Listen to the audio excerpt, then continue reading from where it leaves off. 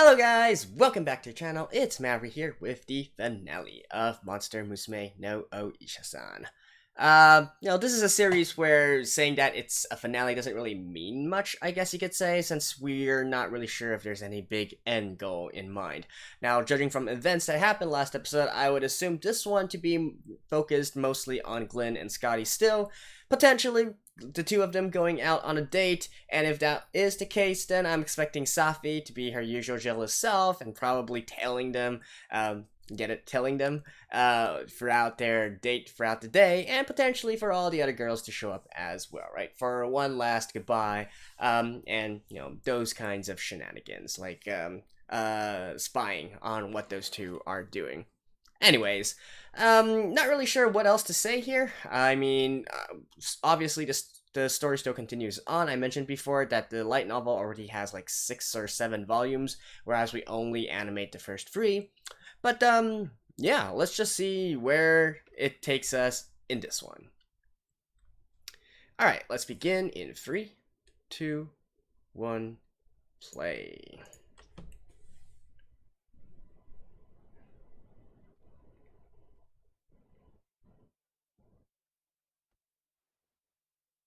Oh.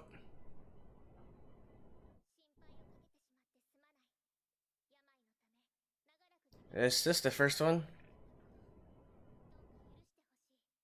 Oh.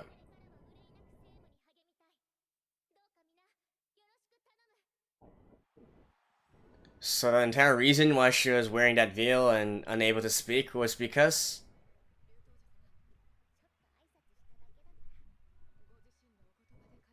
Okay. Wasn't expecting that.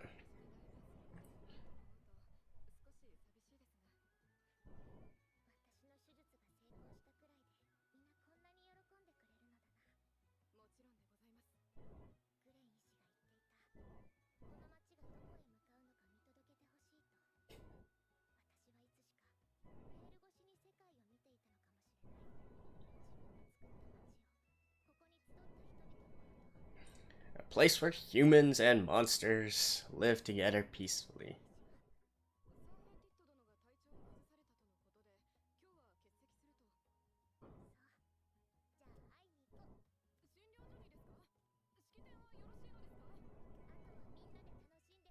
Oh, she has her mind set on something.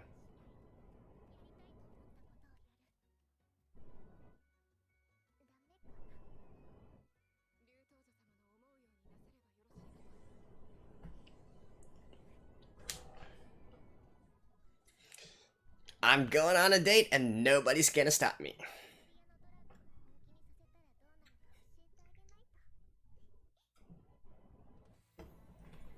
Alright. One final opening thing. Aw, it seems that they actually didn't get the Seiyu to re-record the opening. Eh.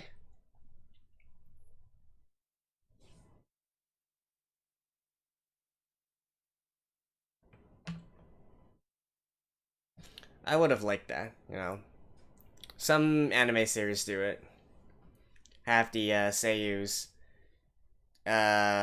sing the opening or ending theme in their character voice, even if the song wasn't specifically made for them.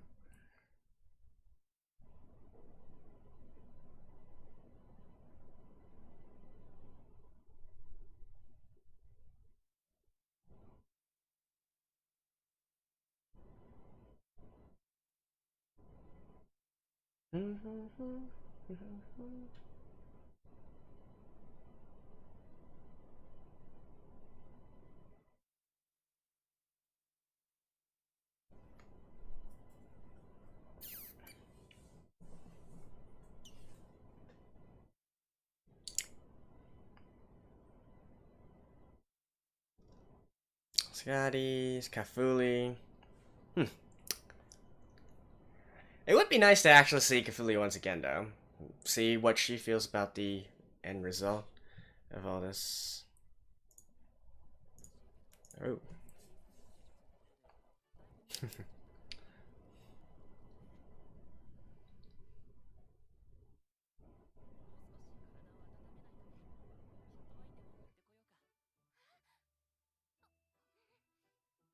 Hmm?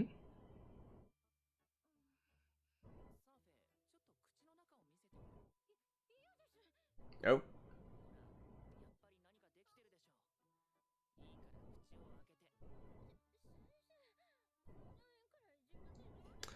What? What happened to her?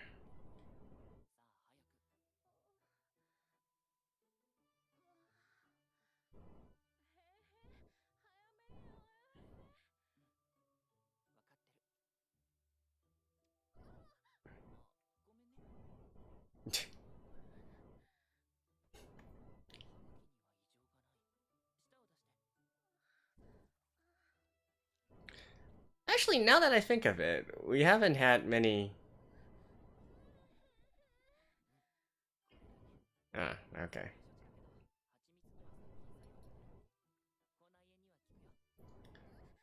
Why did her tongue...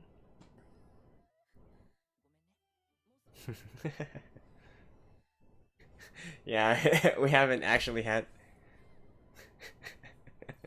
many scenes of her being the erotic one.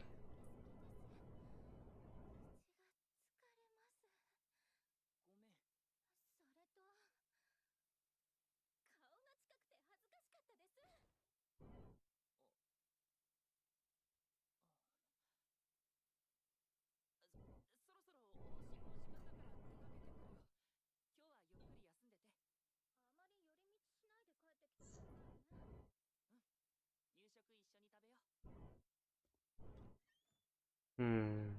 If I were to venture a guess, I'd say the dinner would consist of a lot more people. But who knows?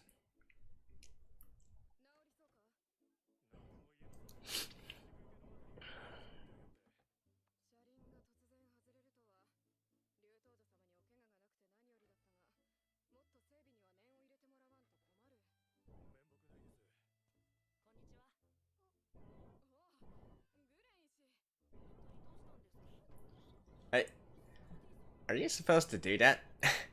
Like, out in public?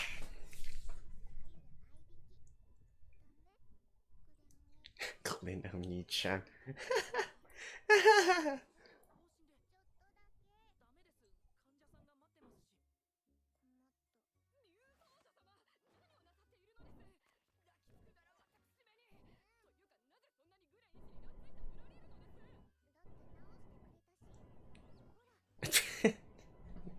出して好きじゃん。Wait.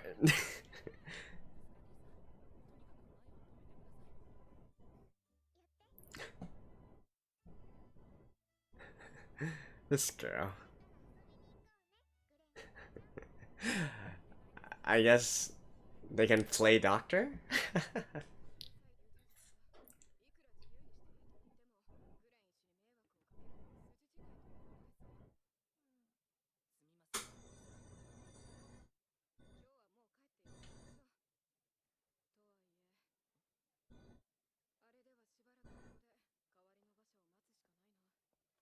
No. Alright, wait.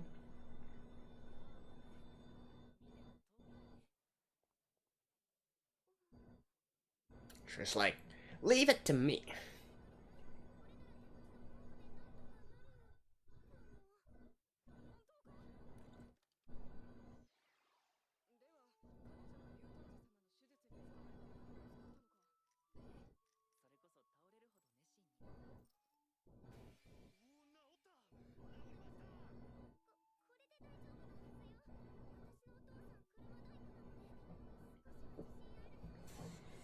So, like I said, we're probably gonna see all the characters.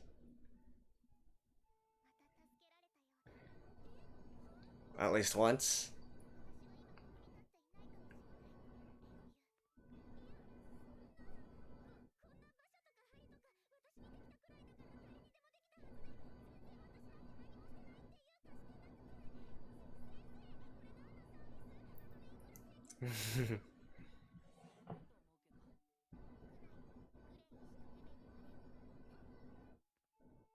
Hmm?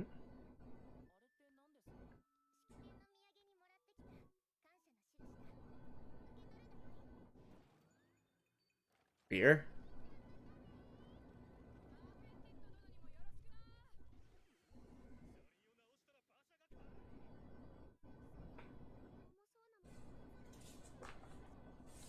The hell? No, it's wine. How exactly are they gonna carry it? Uchi?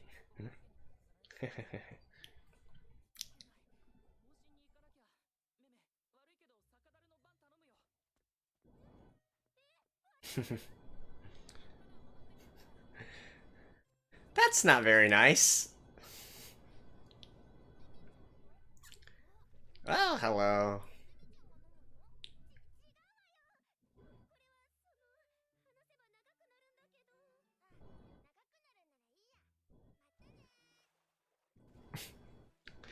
Just like that, quick cameo.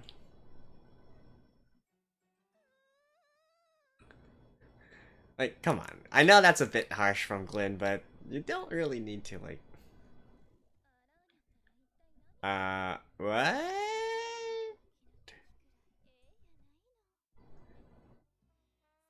Well, she did...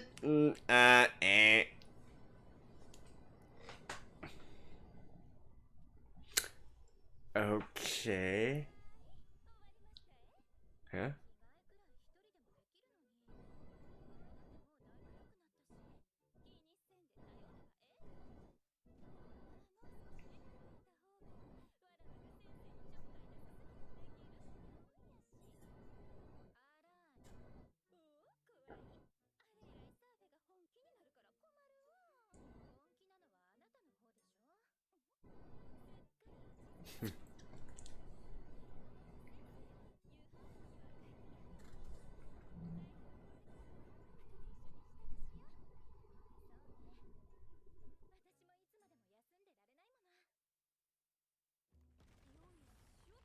Oh. Yep. We're gonna get all the girls.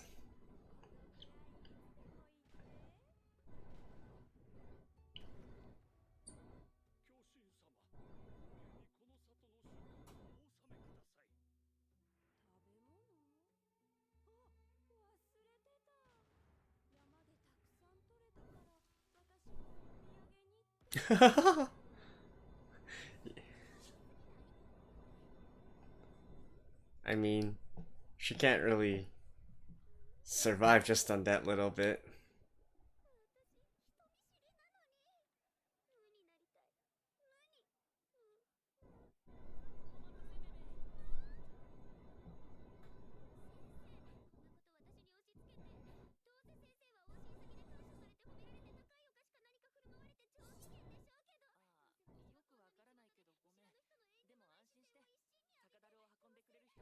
To Celia?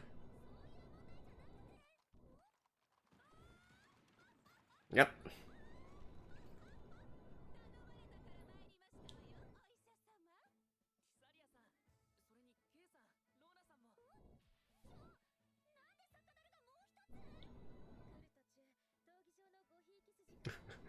Right. I get it. So we're gonna get like a big party at the end of this episode.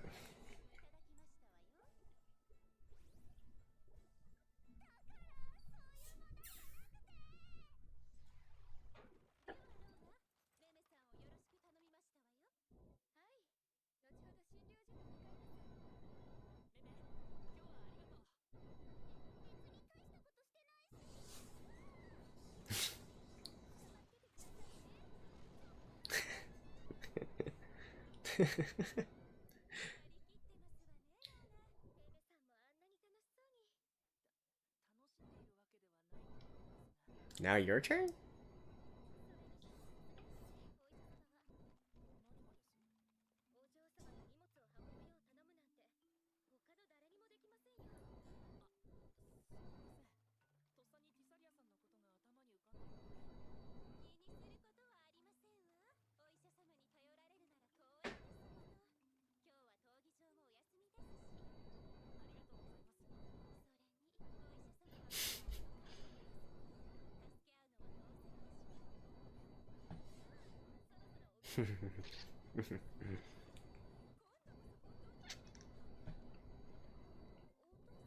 Next week.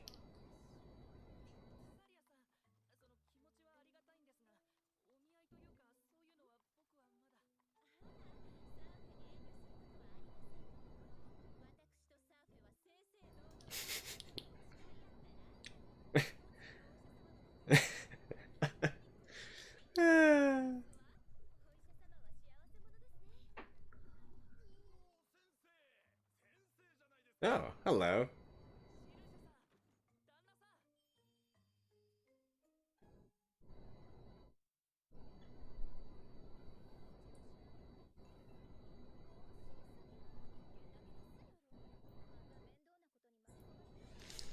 Oh, he brings the truck.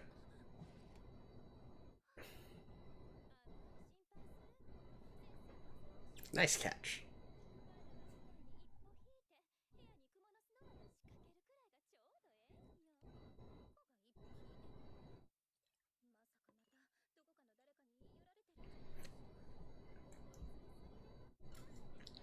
Oh, I think her words are completely founded.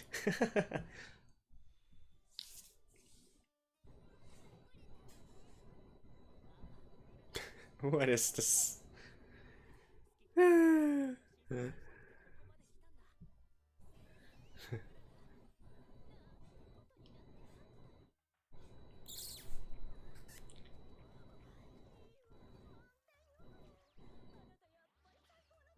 Oh, Kafu.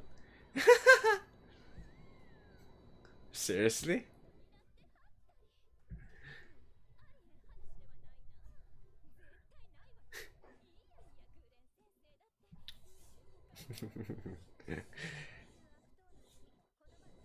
You're playing with fire, Anya.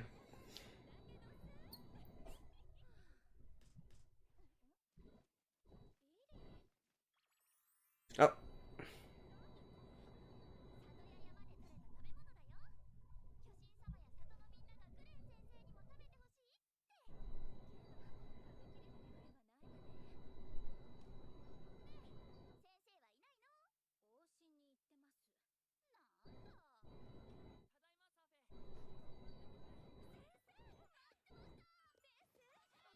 Here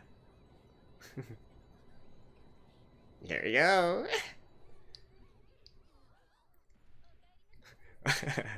That's called using a height advantage.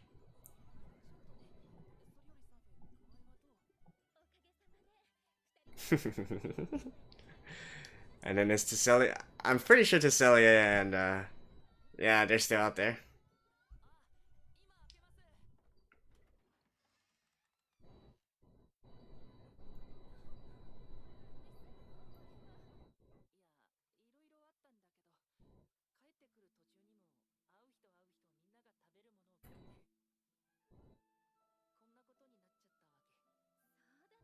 Yep, we're having a feast for dinner.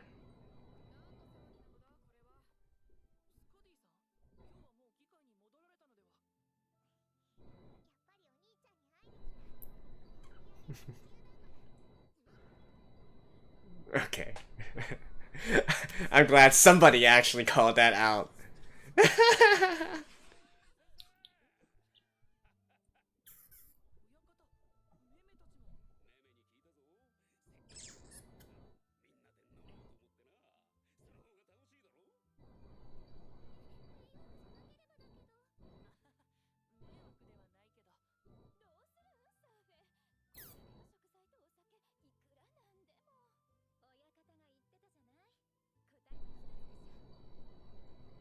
Yep, now we got a feast.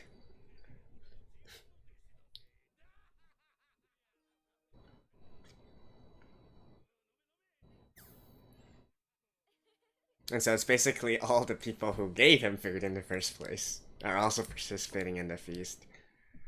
Yeah, that's kind of funny.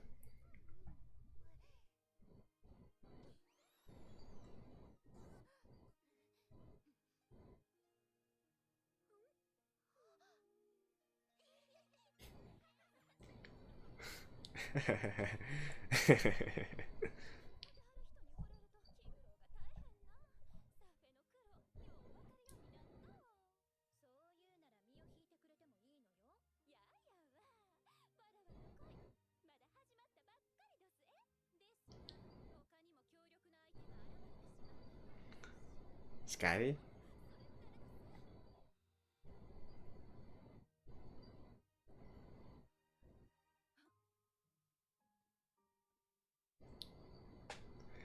The position of little sister is always a little bit special.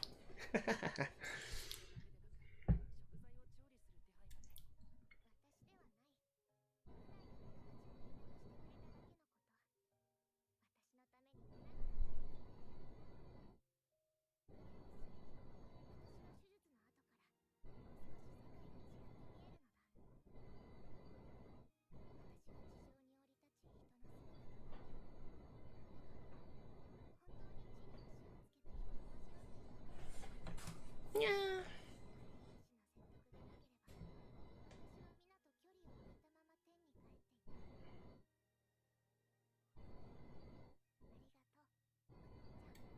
What are you gonna do? What are you gonna do?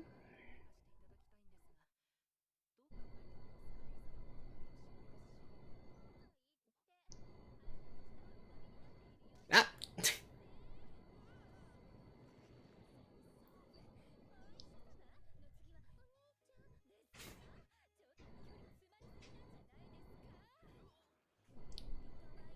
Oh.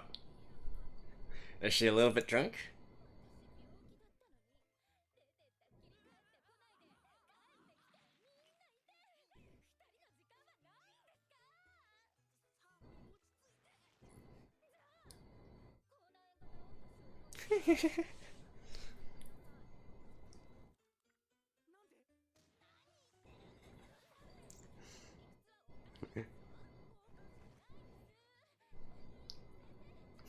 Just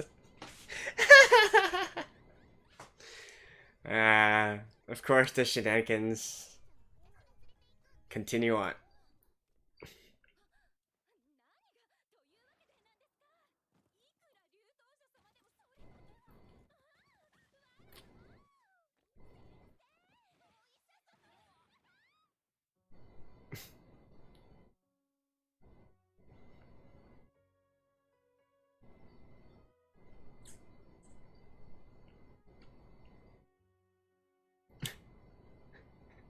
I guess Arania is really one big spider.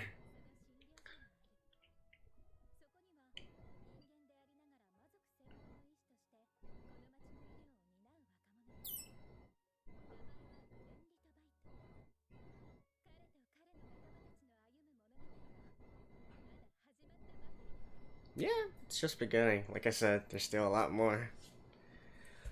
And I do think that this is the end. I don't see anything else, so probably nothing really much after the ending credits as well. So I'll just see you guys directly after this. Well, there we go. That is the finale of Monisha, and as it said itself, well, the story has just started to begin, right? Personally, I'm really curious as to what exactly they can keep on doing after all this, but let's talk about the episode first, right? So, we didn't really get the date between Skadi and Glenn as I was expecting.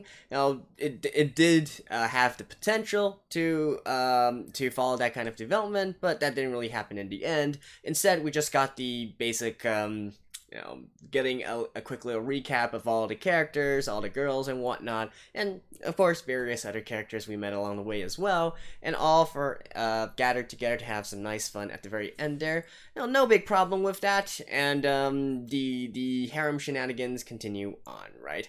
It was certainly interesting to see Skadi take on the little sister role, like the Imotoro, and well, I gotta say that is quite deadly to Sapphee and the others, right? Because, little sis role is always a little bit different from everything else. So that is that. And we even got to see, some nice little more erotic scenes from Sapphee as well. I actually think this is the first time she is the recipient of this, right? I mean, sure, there were a few scenes before, like the time when she, like the time when she was poisoned and collapsed and whatnot, and the shenanigans that happened there. But I think this is the first time that she is so vulnerable to Glenn. maybe it happened before. I can't quite remember now, but well, that's certainly, if it did happen before, it's definitely not as memorable as this one, right? Or nowhere near as obvious. And we even got to see a little bit of a les scene between Arachnia and Sapphee as well. So hey, that fills the quota for this episode, right? For the rest, not really too much else to expand on. We didn't really get. I mean, what can we do about this, right? Like I said, this is only the first 3 volumes of the light novels. There's still lots of story to continue on. It's not like they can really make a good cutting point here in terms of having a recap of the entire situation. So that's basically that. I do kind of wish that they went even more crazy or even more overboard with the various gags and situations and whatnot. And in fact, I think that can apply to the series as a whole, right? So there's not really that much to talk about for this episode. So let's just talk about like this, how I feel about the series as a whole. Now, I already explained back in episode 1 that the whole reason why I'm watching this series in the first place is because, well, the voice actress who voices Sapphee, Onishisari, is actually one of my favorite voice actresses, and so that's why I decided to pick this one up, just as a show of support, right? And then again, a harem rom-com is definitely not something that I wouldn't watch, right? I do enjoy these from time to time, and not to mention, I also saw some some reviews online that said that this series actually goes quite deep into the sort of more medical side of things, the anatomy of monster girls, and putting them into very unique situations in terms of the treatments and whatnot, right? Now, the latter part I didn't really get from the series so far. I feel like for the most part, a few of them were indeed quite I guess logical, or we had to work it out along with Glenn and see what actually happened in the end. But let's just say I was expecting much more of like a Dr. House kind of thing within this series, so to really go through all the different clues, really get deep into the workings of the various species of monsters, and then utilize that to perform the treatments. And of course, all the comedy, all the gags, and all the arrow stuff that we get along the way, those are just bonuses, right? But we are still mostly focused on the medical kind of stuff.